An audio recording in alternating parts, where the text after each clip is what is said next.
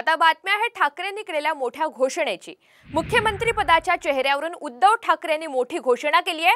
मुख्यमंत्री पदासाठी कोणत्याही नेत्याची निवड करा, मी पाठिंबा देतो, असं मोठं विधान उद्धव ठाकरे यांनी केलंय। तर मुख्यमंत्री पदाचा उमेदवार नेते ठरवतील, असं काँग्रेस प्रदेशाध्यक्ष नाना पटोले यांनी म्हटलंय।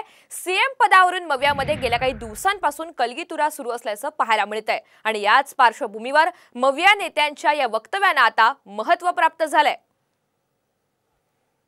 आपल्यात काड्या घालणारी लोक आहेत, युतीमध्ये बसलेत, त्यांच्या मुख्यमंत्री पदाचा चेहरा कोण? उद्धव ठाकरे होणार का आणखीन कोण होणार? मी आज सगळ्यांसमोर स्वच्छ सांगतो की पृथ्वीराजजी तुम्ही आलात, पवार साहेब तुम्ही आलात, तुम्ही आत्ता तुमच्यापैकी कोणाच्याही मुख्यमंत्री पदाचा जाहीर करा, उद्धव ठाकरेचा त्याला पाठिंबा असेल।